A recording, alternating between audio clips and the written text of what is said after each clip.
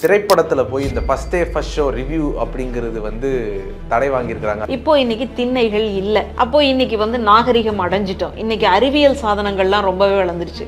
அப்போ இந்த திண்ணைக்கான இடம் எங்கடா போச்சு அப்படின்னு பார்த்தா இந்த மாதிரி ஊடகத்தில் வந்ததாக நிறைய பேர் ஒரு குற்றச்சாட்டாகவே இன்னைக்கு சொல்லிக்கிட்டு இருக்கிறாங்க. அதில் வரக்கூடிய கண்டென்ட்ஸ் எல்லாம் பாருங்களேன். திடீர்னு உலகத்திலேயே அவங்களுக்கு மட்டும்தான் கல்யாணமானதா நினச்சி அதை ஒரு பிரம்மாண்டமாக ஒரு வீடியோலாம் எடுத்து அதுக்கு ஒரு நாளை குறித்து அன்னைக்கு நாங்கள் வெளியிடுறோம் அப்படின்னு சொல்லி ஒரு பக்கம். இன்னொரு பக்கம் குழந்தை கருவில் இருக்கக்கூடிய குழந்தை ஆணா பெண்ணா அப்படின்றத நான் வெளிநாட்டில் இருந்து தெரிஞ்சுக்கிட்டு வந்தேன் அப்படின்னு சொல்லி அதை பற்றிய அடுத்தது குழந்தை பிறந்ததுக்கு அப்புறமா அதை எப்படி வெளியில எடுத்தோம் அப்படின்னு சொல்லி அந்த தொப்புள் கொடியை அறுத்ததுல இருந்து இந்த மாதிரி வரக்கூடிய காட்சிகள் ஒரு பக்கம். ஒரு ஊடகம் என்பது எதற்காக ஏற்பட்டது? இது நல்லா இருக்குன்னு சொன்னாலும் பார்க்கறதுக்கு 1000 பேர் வந்துடுறான். இது நல்லா இல்லைன்னு சொன்னாலும் பார்க்கறதுக்கு 1000 பேர் வந்துடுறான். அப்போ இவங்களுக்கு லைக் போடுறதுக்கு ஒருத்தங்க, ஷேர் பண்ணுறவங்க ஒருத்தங்க, கமெண்ட் பண்ணுறவங்க ஒருத்தங்க அப்படின்னு சொல்லி குவியும் பொழுது எந்த ஒரு விஷயமா இருந்தாலும் எந்த ஒரு செய்தியாக இருந்தாலும் உடனடியாக கவனம் பெறுது. இயற்கையாக நஷ்டத்துக்கு போகிறது அப்படின்றது வேற, செயற்கையாக நஷ்டப்படுத்தப்படுவதுன்னு ஒன்று இருக்கு இல்லையா, அந்த இடத்துல இருந்தா நான் இதை பார்க்குறேன். இல்லை, அவங்க தானே படத்தில் வர சொல்லி எல்லாரையும் பார்க்க சொல்லி சொல்கிறாங்க, நல்ல படம்னு சொல்கிறாங்க, சூர்யா நடிச்சிருக்காருன்னு வச்சுப்போம். அப்போ சூர்யா சீரியல்கள் போடும்போது அது ஒரு எதிர்பார்ப்பு ஏமாற்றமாகுது. அப்படிங்கிறப்போ விமர்சனம் வர்றதுங்கிறது சகஜம் தானே. விமர்சனமே வேண்டான்னு சொல்லலை, நம்ம அந்த இடத்துல தான் புரிஞ்சுக்கணும். அந்த விமர்சனத்தை கொஞ்சம் தாமதமாக சொல்லுங்க. அப்போ நீங்கள் முதல்ல எடுத்த உடனே வாயை வைக்காதீங்க அப்படின்னு நம்ம சொல்லுவோம் இல்லையா. சில பேர் ஐயோ நீ வாயை வச்சன்னா போச்சு அப்படின்னு.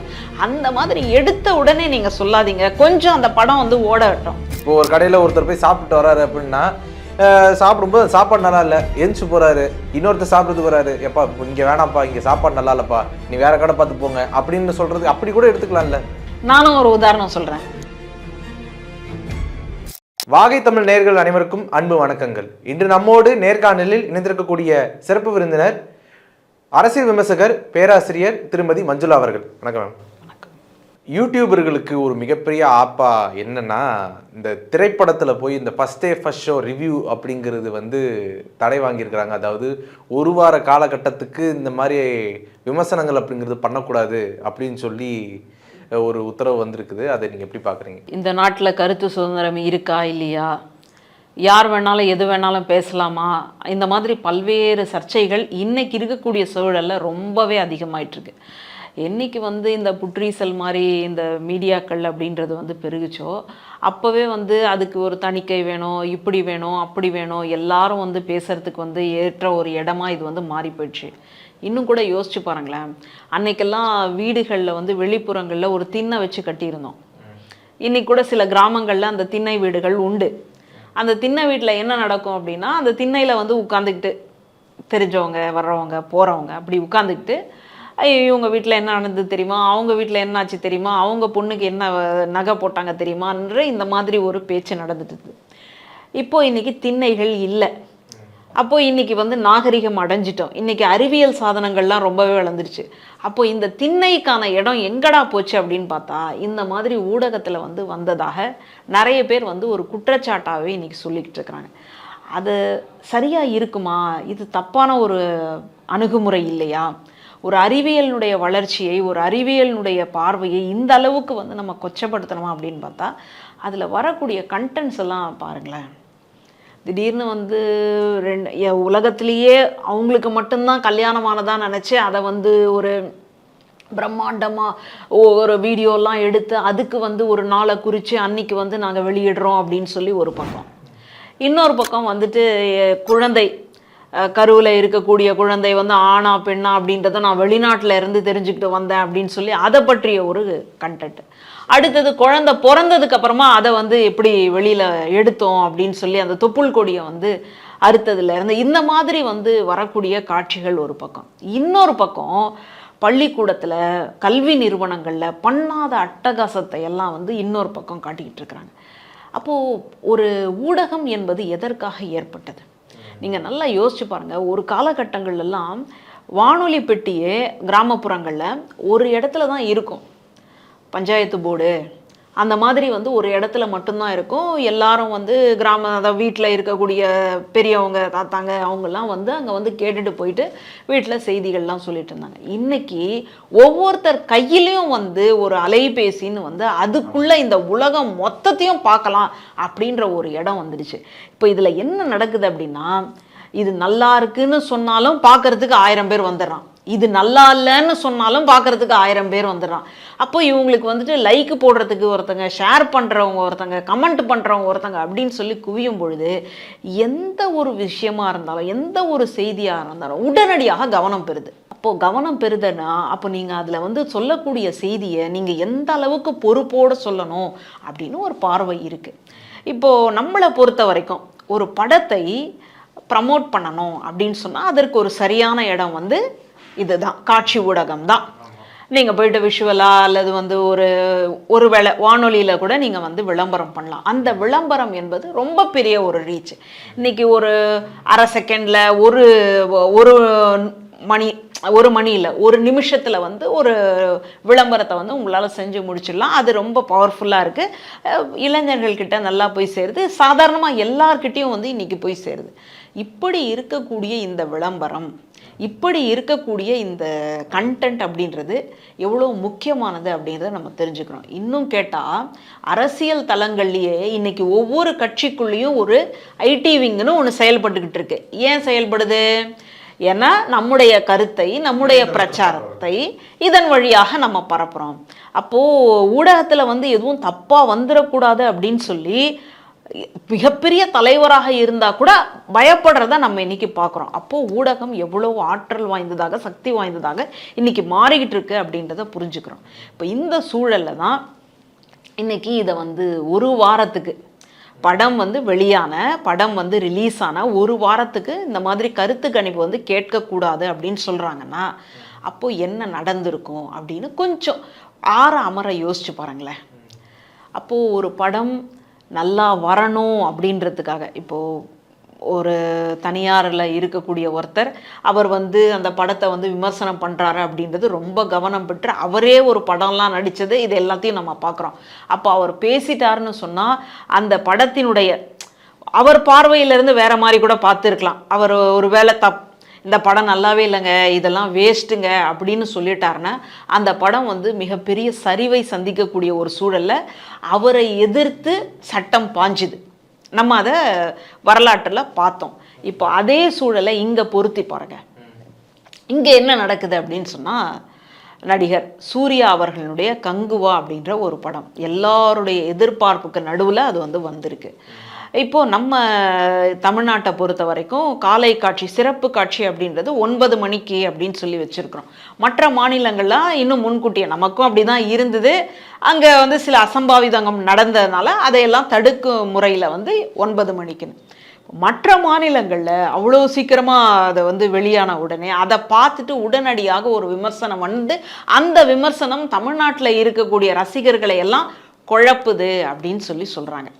இன்னொரு பக்கம் எடுத்து பாருங்களேன், ஐயோ நம்மளாலேயே பார்க்க முடியல, அதுக்குள்ளே மற்ற மாநிலத்திலலாம் பார்த்துட்டு அவங்க வேற ஸ்டேட்டஸ்லேயே போட்டு வச்சுருக்காங்களேடா அப்படின்னு ஒரு வைத்தறிச்சல் இன்னொரு பக்கம். இப்போ இந்த 2 சூழலுக்கு நடுவில் தான் இப்போ இப்படி ஒரு ஸ்டே வாங்கணும் அப்படின்னு நினைக்கிறாங்க இல்லையா, அந்த ஒரு கருத்தாக்கத்தை நான் பார்க்குறேன்.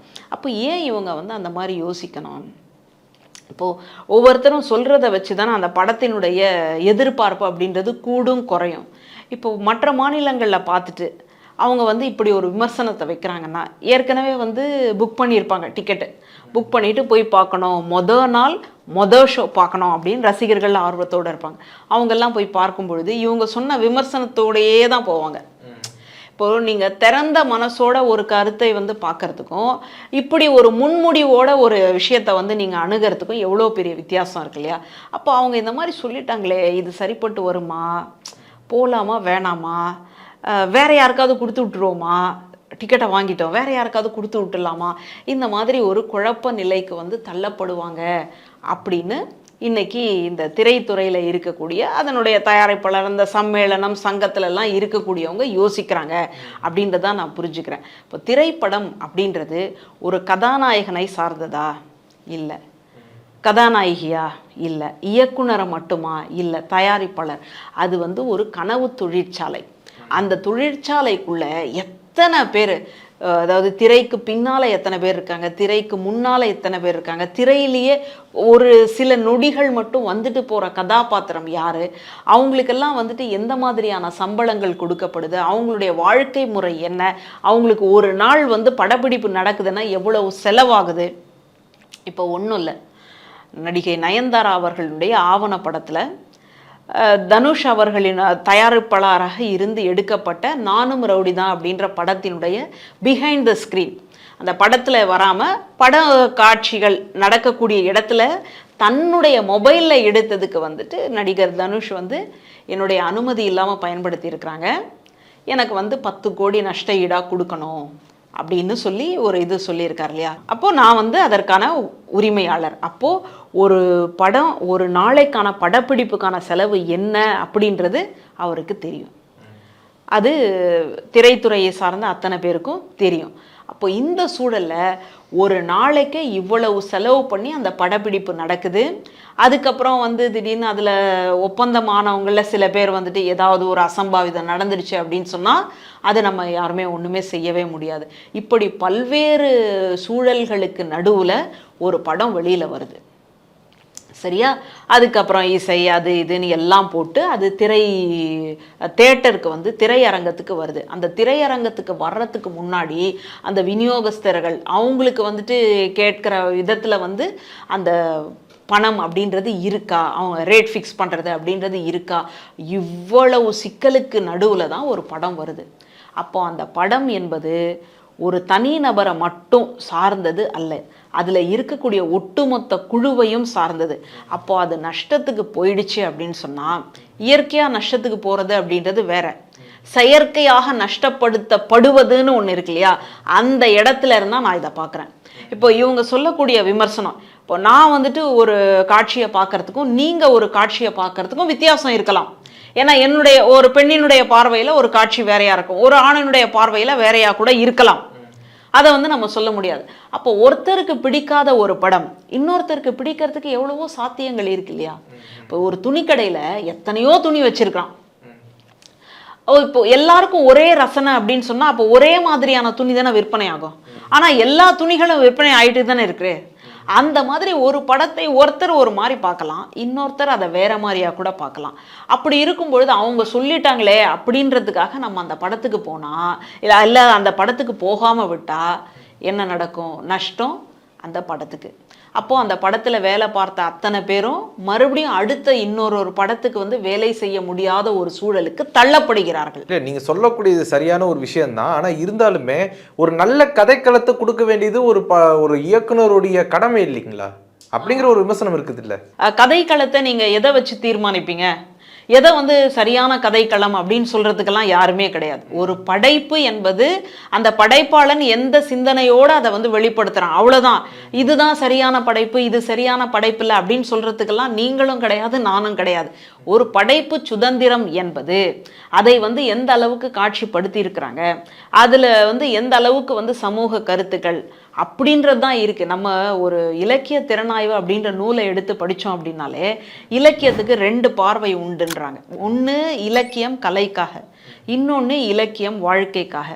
இப்போது கலைக்காக அப்படின்னு சொன்னால் அதில் இருக்கக்கூடிய உவமை, உருவகம், மணிநலன், அழகா, ஓஹோ அது எல்லாம். வாழ்க்கைக்காக அப்படின்னு சொன்னால் அதில் வந்து ஒரு கருத்து சொல்லணும் அப்படின்றாங்க. இப்போ இது 2த்துல வந்து எது சிறந்தது அப்படின்னு சொல்லி நீங்கள் அதை படிச்சுக்கிட்டே வந்தீங்கன்னா கலைக்காகவா அல்லது கலை வாழ்க்கைக்காகவா அப்படின்னு கேட்டால் கடைசி வரைக்கும் முடிவே சொல்ல மாட்டாங்க. அப்போ அந்த இடத்துல தான் ஒரு கலையை கலையாக பார்ப்பவர்கள் அதை ரசிச்சுக்கிட்டோம், இல்லை ஒரு கலையை வாழ்க்கையாக பார்க்கணும்னு நினைக்கிறவங்க வேற ரசிச்சுக்கிட்டோம். நீங்கள் ஏன் அதில் போயிட்டு வந்து தலையிடுறீங்க? ஒரு ஜனநாயக நாட்டில் ஒரு கலையை நான் இந்த அவங்க தானே படத்துல வர சொல்லி வந்து எல்லாரையும் பார்க்க சொல்லி சொல்றாங்க, நல்ல படம்னு சொல்றாங்க, சூர்யா நடிச்சிருக்காருன்னு வச்சுப்போம். அப்போ வந்து சூர்யா சீரியல் போடும்போது அது ஒரு எதிர்பார்ப்பு ஏமாற்றமாகுது. அப்படிங்கிறப்போ விமர்சனம் வர்றதுங்கிறது சகஜம் தானே. விமர்சனமே வேண்டான்னு சொல்லலை, நம்ம அந்த இடத்துல தான் புரிஞ்சுக்கணும். அந்த விமர்சனத்தை கொஞ்சம் தாமதமாக சொல்லுங்க, ஆரம்பத்திலேயே நம்ம first impression is the best impression ஒரு பழமொழி வச்சிருக்கோம். முதல் கோணல் முற்றும் கோணல் அப்படின்ற மாதிரி. அப்போ நீங்க முதல்ல எடுத்த உடனே வாய வைக்காதீங்க அப்படின்னு நம்ம சொல்லுவோம் இல்லையா சில பேர், ஐயோ நீ வந்து வாய வச்சன்னா போச்சு அப்படின்னு. அந்த மாதிரி எடுத்த உடனே நீங்க சொல்லாதீங்க, கொஞ்சம் அந்த படம் வந்து ஓடட்டும். அது ஓடினதுக்கு அப்புறம் ஆரம்பத்துல என்ன சொன்னாங்கன்னா, ரொம்ப இறைச்சலா இருக்கு, ஆனா அந்த படத்துல அப்படி ஒரு இது சத்தம் வந்து தேவைப்படுது அப்படின்னு இன்னொரு தரப்பு சொன்னாங்க. அடுத்தது இப்போ அந்த படத்துல இருக்கக்கூடிய ஒரு 10 நிமிஷம் போல காட்சிகளை வந்து நீக்கிட்டாங்க அப்படின்றத எல்லாத்தையும் வந்து நம்ம பார்க்குறோம். அதே மாதிரி இந்தியன் 2 படத்துல கூட ரொம்ப இழுவையா இருக்கக்கூடிய அந்த காட்சிகளை வந்து கட் ஷாட் பண்ணிட்டாங்க அப்படின்றத எல்லாத்தையும் நம்ம கேட்குறோம். அதனால விமர்சனமே வரக்கூடாது, நம்ம ஜனநாயக நாட்டில் தானே ஓடுறோம், அதனால விமர்சனமே வரக்கூடாது அப்படின்னு சொல்லலை. அந்த படம் கொஞ்சம் வெளியில வந்து ஒரு ஆசுவாசப்படுத்தி கொஞ்சம் மூச்சு விட்டதுக்கு அப்புறமா அது கழுத்தை கூட நெரிச்சுக்கோங்களேன் நீங்க, அதை பத்தி நமக்கு ஒண்ணும் இல்லை. இப்ப இவங்க இந்த மாதிரி உத்தரவு சொன்னாலும் கூட அதனால விமர்சனங்கள் நிக்க போறது இல்லை. இப்ப அடுத்த நாளே வந்து விமர்சனம் பண்றதுக்கு ஒரு ஸ்கிரீன்ல போய் நின்று போய் பேசினாலே அந்த படத்துடைய ரிவ்யூ வந்துடும். இப்ப இந்த யூடியூபர் சொல்லிட்டாங்க அப்பா, இந்த யூடியூபர் சொல்லிட்டாங்கப்பா அப்படின்னு சொல்லிட்டு நாளைக்கு அந்த படத்தை பார்க்காம கூட போகலாம் இல்லைங்களா? அப்ப அதுவும் நடக்கும்ல. அதனாலதான் அவங்க இவ்வளவு தூரம் வந்து ரொம்ப இதுக்குன்னு மெனக்கட்டு இந்த மாதிரி வந்து பேச வேண்டிய ஒரு சூழல்ல இருக்கு. அப்போ ஒரு படம் அப்படின்றத வந்து இப்போ நீங்க ஒரு வியாபாரத்துல போயிட்டு நீங்க அந்த மாதிரி செய்வீங்களா? இப்போ ஒருத்தன் வந்து துணி வியாபாரம் பண்ணிட்டு இருக்கிறான். அந்த துணி வியாபாரத்துல ஒருவேளை உங்களுக்கு நீங்க எடுத்த துணியில ஏதோ ஒரு சின்ன கிழிசல் வந்துருச்சு, ஏதோ ஒன்று வந்துடுச்சு அப்படின்னு சொன்னா நீங்க வந்து இப்படி இருக்குங்க அப்படின்னு சொல்லி அதை மாத்திக்கிட்டு போவீங்க, உண்மைதானே? அதை விட்டுட்டு இந்த கடையே மூடிடணுங்க, இந்த கடையே வந்து கொளுத்திடணுங்க, இந்த கடைக்கு முன்னாடி நான் மறியல் பண்ணுவேன் அப்படின்னு சொன்னா எப்படி இருக்கும்? அந்த மாதிரியான ஒரு சூழலைத்தான் இவர்கள் சொல்லக்கூடிய கருத்துக்கள் வந்து ஏற்படுத்திடுது. சொற்கள் அப்படின்றது வந்து இந்த இடத்துல அணுகுண்டுகளாக மாறிடுது. அப்போ ஒருத்தருடைய சொல்ல கேட்டுதான் எல்லாரும் வந்து இந்த படத்துக்கு போகலாம் அப்படின்ற ஒரு விமர்சனம் உண்டு. இப்போ ஒரு விமர்சனம்னு எடுத்துக்கிட்டீங்கன்னா, அப்பா இப்படி ஒரு படத்தை நான் பார்த்ததே இல்லைங்க அப்படின்னு ஒருத்தன் பரவசத்துல வந்து குதிப்பான். இன்னொரு பக்கம் சி இதெல்லாம் ஒரு படமா அப்படின்னு சொல்றதும் இருக்கும். அப்போ இந்த மாதிரி ஒரு படத்தை பார்த்ததில்லைன்னு பரவசத்துல குதிக்கிறது மட்டும் இருந்தா அது வேற. அதாவது ஆரம்ப காலத்துல சொல்றேன், படம் வந்து இன்னைக்கு தான் ரிலீஸ் ஆயிருக்கு அப்படின்னு சொன்னா கொஞ்சம் அந்த மாதிரி அவங்கள பார்க்க விட்டீங்க அப்படின்னு சொன்னா அது போய் சேரட்டுமே. உண்மையிலேயே எல்லா மக்களுக்கும் பிடிக்காத ஒரு நிலைப்பாட்டில் வந்து அந்த படம் எடுக்கப்பட்டிருந்தா அடுத்த தடவை அந்த இயக்குனரோ மற்றவர்களோ வந்து திருந்துவதற்கான வாய்ப்பு இருக்கு இல்லையா? ஒரு படைப்பை வந்து இன்னும் நீங்க கூர்மைப்படுத்துவதற்கு, இன்னும் செழுமைப்படுத்துவதற்கு விமர்சனம் என்பது முக்கியம். இல்ல பொதுவா சிறுத்தை சிவாவுடைய படங்கள் வந்து அதிகப்படியான விமர்சனங்கள் வாங்கிட்டே இருக்குது, ஒரு நெகட்டிவ் விமர்சனங்களே வாங்கிட்டு இருக்கு. ஏன்னா இப்ப சமீபத்தில் லப்பர் பந்து படம் வந்துச்சு, அதுக்கப்புறம் நிறைய படங்கள் வந்தது. அதுக்கெல்லாம் வந்துட்டு அவ்வளோ தூரத்துக்கு ஒரு எதிர்ப்புகள் வந்த மாதிரி தெரில. ஆனால் இவருடைய படங்களுக்கு மட்டும்தான் ஒரு மிகப்பெரிய ஒரு நெகட்டிவ் விமர்சனம் வருது அப்படின்னா அப்போ இயக்குனர்கிட்ட தானே அந்த பிரச்சனை இருக்குன்னு அர்த்தம். இந்தியன் 2 பார்க்காத விமர்சனமா? வேட்டையன் கூட ஒரு மாதிரியான ஒரு விமர்சனத்தை சந்திச்சுது அப்படின்றதெல்லாம் நம்ம பார்க்குறோம். அப்போ விமர்சனம் என்பது எல்லா படைப்புகள் மீதும் மக்கள் வந்து சொல்லிட்டு தான் இருக்கிறாங்க. அதுலேயும் முதல் காட்சியை போய் பார்த்த உடனே இன்னும் கூட என்ன நடந்துகிட்டு இருக்கு அப்படின்னா, திரையரங்கத்தில் உட்கார்ந்துக்கிட்டு திரையில் வரக்கூடிய அந்த காட்சியை தன்னுடைய அலைபேசியில் வந்து ஒரு கொஞ்ச நேரம் ஒரு 2 செகண்ட் மாதிரியான வீடியோலாம் எடுத்து அதை வந்து ஸ்டேட்டஸில் வைக்கக்கூடிய மக்கள் தான் இன்னைக்கு ஏராளம். இளைஞர்கள்லேருந்து அப்படி தான் இருக்கிறாங்க. இப்போ இந்த சூழல்ல எடுத்த உடனே நீங்க வந்து இப்படி ஒரு தப்பான இதை கொடுத்துட்டா என்ன ஆயிடுமோ அப்படின்ற ஒரு பதைபதப்பில் தான் அவங்க வந்து பேசுறாங்க. அதனால விமர்சனமே வரக்கூடாது அப்படின்லாம் நம்ம சொல்லலை. ஒரு நல்ல படைப்பு உருவாவதற்கு விமர்சனம் தான் காரணம், அதை தாண்டி வேற ஒண்ணுமே இல்லை. அதே போல ரசிகர்களினுடைய மனநிலையை, அவங்களுடைய ரசிப்புத்தன்மை எப்படியா இருக்கு அப்படின்றத அந்த விமர்சனத்தை வச்சுதான் நம்ம புரிஞ்சுக்கிறோம். அந்த விமர்சனம் வச்சுட்டாங்க அப்படின்னு சொன்னா மக்கள் வந்து அப்படியே நின்றுடுறாங்களே அப்படின்ற ஒரு பிரச்சனையை தான் அவர் குறிப்பிடுறார். மக்கள் வந்து பார்க்கட்டும், வந்து பார்த்துட்டு இப்போ நடுவுலயே அவங்களுக்கு பிடிக்கலன்னா எழுந்து போய்கிட்டே இருப்பாங்க, வாஸ்தவம் தானே? இதே நீங்க மற்ற மாநிலங்களில் பார்த்தீங்கன்னா, குறிப்பாக மலையாளத்தில், கேரளாவில் அந்த மாதிரியான ஒரு நிகழ்வு இருக்காது. எந்த மாதிரியான படமாக இருந்தாலும் அமைதியாக உட்காந்து பார்த்துட்டு கை தட்டுறதோ விசில் அடிக்கிறதோ இந்த மாதிரியான செயல்பாடுகள் அங்கே இருக்காதுன்னு சொல்கிறாங்க. நான் பார்த்ததில்லை, சொல்கிறத வச்சு சொல்கிறேன். அப்போ அங்கே வந்து இந்த மாதிரியான ஒரு தளம் இருக்குது. ஆனால் இங்கே பொறுத்த வரைக்கும் உங்களுக்கு வந்து கொஞ்சம் ஒரு மாதிரியாக இருக்குது அப்படின்னு சொன்னால் என்ன, முதல்வருடைய நிகழ்ச்சியில கூட நூலகம் வந்து திறக்கக்கூடிய விழாவிலேயே திடீர்னு வந்து கடவுளே அஜித்தே அப்படின்னு சொல்லக்கூடிய அந்த இதெல்லாம் நம்ம பார்க்குறோம். அந்த மாதிரி ஒருவேளை படம் வந்து இவங்களுக்கு பிடிக்கல அப்படின்னு சொன்னா திடீர்னு பருத்திப்பால் அப்படின்னு ஒருத்தங்க வந்து அங்கேயே ஒரு சத்தத்தை கொடுக்குறவங்க எல்லாம் உண்டு, போச்சே அப்படின்னு சொல்றவங்க எல்லாமே உண்டு. அப்போ இதுதான் வந்து ரசிகர்களினுடைய மக்களினுடைய ஒரு மனநிலை. அதனால அவங்க வந்து பார்த்துட்டு ஒரு வேளை சரியில்லை அப்படின்னு கைவிட்டாங்கன்னா அதுக்கப்புறம் அந்த மக்களை போயிட்டு யாருமே வந்து ப்ளேம் பண்ணுறதுக்கு இல்லை. ஆனால் அதுக்கு முன்னாடியே ஒரு மொட்டு பூவாக மலரணும், மொட்டுகளையே கருகடிக்கக்கூடிய ஒரு வேலையை வந்து செஞ்சிடாதீங்க. ஏன்னா இன்னைக்கு ஊடகம் என்பது அவ்வளவு சக்தி வாய்ந்த பவர்ஃபுல்லான ஒன்றாக இன்னைக்கு மாறி இருக்கு. அந்த இடத்துல இருந்து தான் இப்படி ஒரு நிலைப்பாட்டுக்கு இந்த மாதிரி வந்து யோசிச்சிருப்பாங்க அப்படின்னு நான் நினைக்கிறேன். இதை வந்து வெறும்னே நடிகர் சூர்யாவுக்கான ஒரு ஆதரவா மட்டும் நம்ம பார்க்க வேண்டிய அவசியம் இல்லை அப்படின்னு எனக்கு தோணுது. இல்ல அப்படி பார்த்தாலும் கூட திருப்பூர் சுப்பிரமணியம் அவர்கள் வந்து எப்போ கரெக்டா சூர்யா படத்துக்கு ஒரு நெகட்டிவ் விமர்சனங்கள் வருதோ அப்போ மட்டுமே தன்னுடைய குரலை ரைஸ் பண்ற மாதிரி ஒரு விமர்சனம் வந்துட்டே இருக்குது இல்லையா? அவர் அவ்வளவு தீவிர ரசிகர்னு நீங்க எடுத்துக்கோங்களேன். எந்த அளவுக்கு அப்படின்னு சொன்னா என் தலைவன் சூர்யா படத்தை யாரும் ஒண்ணுமே சொல்லிடக்கூடாது அப்படின்னு சொல்ற அளவுக்கு ரசிகரா கூட இருக்கலாம். இன்னொரு பக்கம் வேற மாதிரியான ஒரு கருத்து இருக்கு, அது நம்ம பேச வேண்டியது இல்லை அப்படின்னு நான் நினைக்கிறேன்.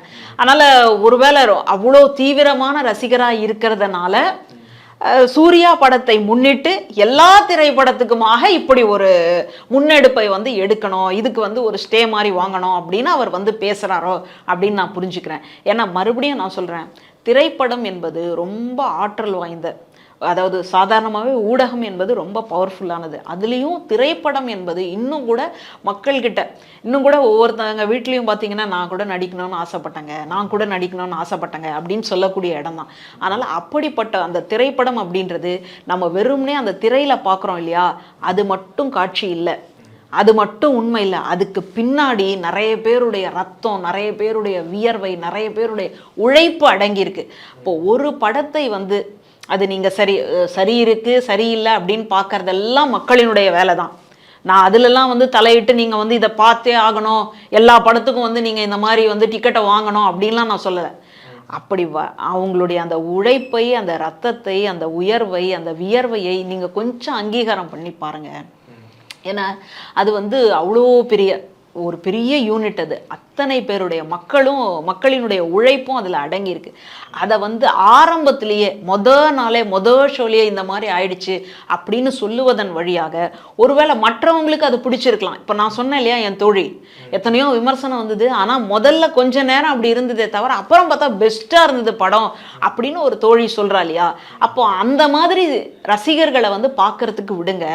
அது இல்லாமல் நீங்கள் ஆரம்பத்திலே இப்படி முட்டுக்கட்டை போட்டிங்க அப்படின்னு சொன்னால் இதுக்கு பதிலாக இன்னொரு படம் வந்திருக்கேன் அதுக்கு போயிடுவோம் அப்படின்னு அவங்க வந்து ஷிஃப்ட் ஆகிறதுக்கு நிறைய வாய்ப்புகள் வந்து இருக்கு. இப்போ ஒரு கடையில் ஒருத்தர் போய் சாப்பிட்டு வர்றாரு அப்படின்னா சாப்பிடும்போது சாப்பாடு நல்லா இல்லை, எந்திச்சு போறாரு, இன்னொருத்தர் சாப்பிட்றதுக்கு வராரு, எப்பா இங்கே வேணாம்ப்பா, இங்கே சாப்பாடு நல்லா இல்லைப்பா, நீ வேற கடை பார்த்து போங்க அப்படின்னு சொல்றது அப்படி கூட எடுத்துக்கலாம்ல.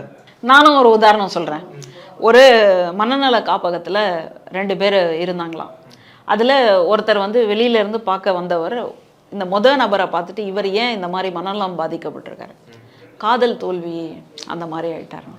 அடுத்த கொஞ்சம் ஒரு 4-5 அறை தள்ளி இன்னொருத்தர் இருந்தார். அவர் ஏன் மனநலம் பாதிக்கப்பட்டிருக்காருன்னு பார்த்தா அவர் கல்யாணம் ஆனதுனால மனநலம் பாதிக்கப்பட்டார். ஏன்னா ஒருத்தர் காதலிச்சு காதல் தோல்வியில் பாதிக்கப்பட்டிருக்காரு, இன்னொரு கல்யாணம் ஆனவர் பாதிக்கப்பட்டிருக்காரு அப்படின்னு சொன்னால் யார் காரணம், அந்த பெண் யார் அப்படின்னு கேட்டால் அவருடைய காதலி யாரோ அவர் தான் இவருடைய மனைவி. அப்போ ஒருத்தர் தன்னுடைய காதல் கிடைக்கலையேன்னு சொல்லி மனநலம் பாதிக்கப்பட்டவங்களா இருக்கிறாங்க, இன்னொருத்தர் அதே பெண்ணை கல்யாணம் பண்ணிக்கிட்டு மனநலம் பாதிக்கப்பட்டவங்களா இருக்கிறாங்க. அதனால் இதை வச்சு ஒருத்தருடைய அவங்களுக்கு வந்து பிடிச்சிருக்கு இவங்களுக்கு பிடிக்கல போய் பார்க்கட்டும். ஒருத்தருடைய ரசனை என்ன அப்படின்றத நம்மளால சொல்லிக்கவே முடியாது. அவங்க போய் பார்த்ததுக்கு அப்புறமா நம்ம வந்துட்டு இதுக்கு விமர்சனமே சொல்லக்கூடாது, எல்லாருமே தமிழ்நாட்டில் இருக்கிறவங்க எல்லாரும் கிளம்புங்க அப்படின்னு சொல்லி எல்லாரையும் திரையரங்கத்துக்கு கொண்டு வந்து நிறுத்தலை.